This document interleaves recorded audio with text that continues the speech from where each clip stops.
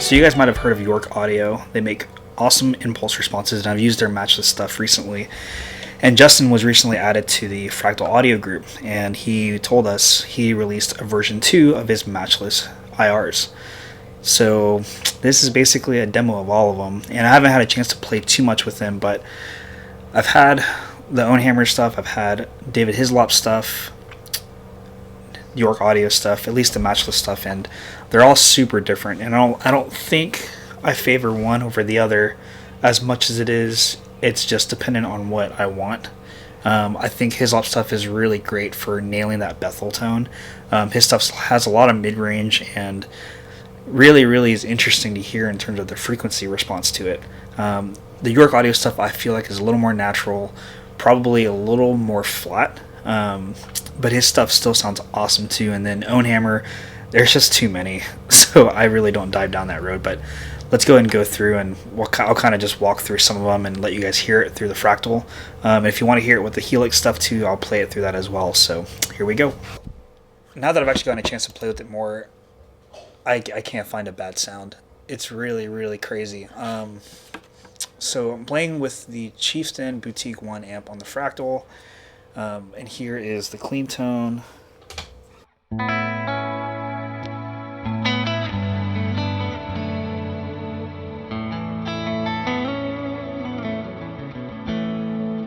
And we'll kind of bounce around here with some of these mics. And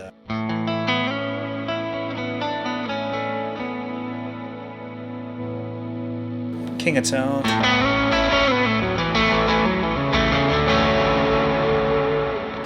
And the 160 I found sounds super killer, especially overdriven.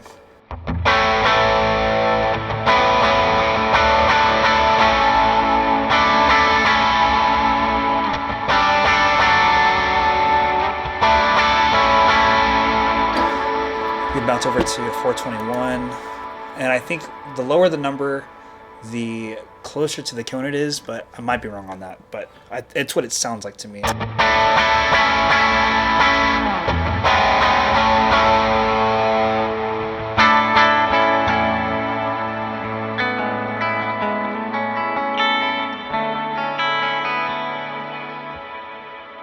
And what I'll say about these IRs is that I've found some IRs I've played, or most of them actually, sound really good distorted, but they won't sound as good clean. And I'm not having this problem here with this version 2 that he made. It sounds really good, and for anyone who's played amps before or has mic'd it in the studio or whatever, this feels and sounds and responds the way I'm expecting it to. It's so much more predictable, and I feel like I'm not having to like go through this mystical thing where if anyone's done Own Hammer, their stuff and their naming is kind of strange in some cases, and it's so overwhelming. And I feel like this is a pretty happy size that's condensed and easy enough to manage, where you can navigate it without feeling like you're spending too much time trying to find your tone or trying to adjust it or dial it for a Sunday service or something. Here's the 57.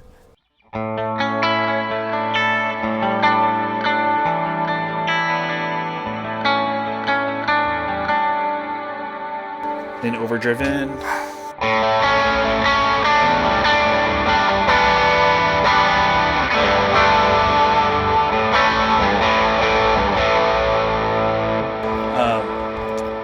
And the 58 too, I think is actually a good call. I've mic'd it a few times with it, and super interesting results. So here's.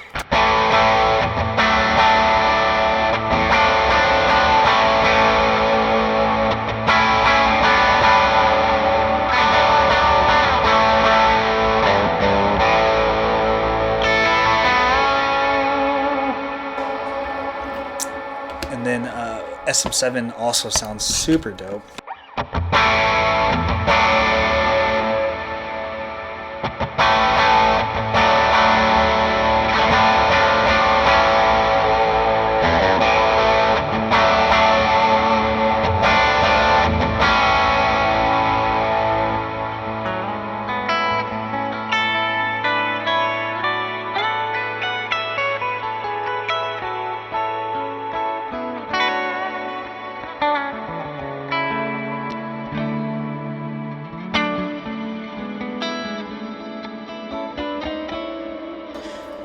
So we'll go over to the M25, strap that in there. Here's a 121 with that particular cab, or was this what I had? I don't think so. Well, dang.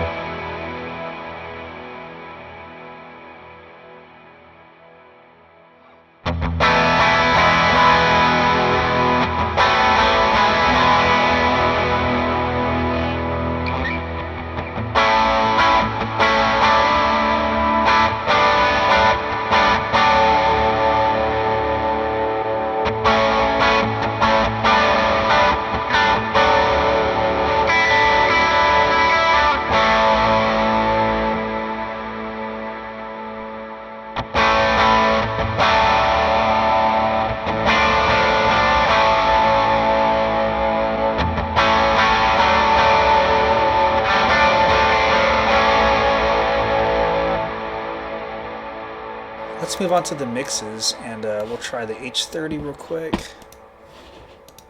And these are his own secret mixes that he prefers, so I have no idea what's in each of these, but I like that because you can kind of depend on your ear without having a buttload of IRs to have to go through.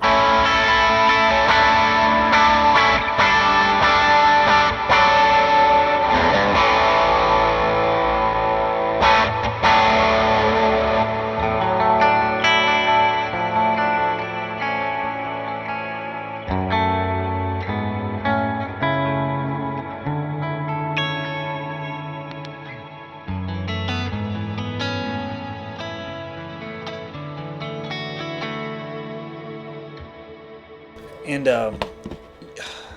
I'll just put it this way, they all sound super dope. Let me go over to the stock, because I think that's probably going to be the most accurate way to kind of compare these two.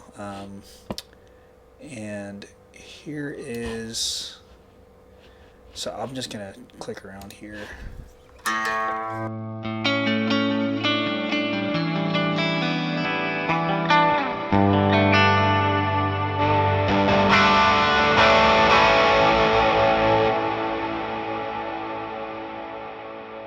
And for whatever reason, if anyone wants to help me figure this out, my FM3 edit is not showing my amp models or my proper caps for some reason. So there's also that dilemma. So the other audition was actually working out really well. But let me bounce over to the 121 and show you how that sounds.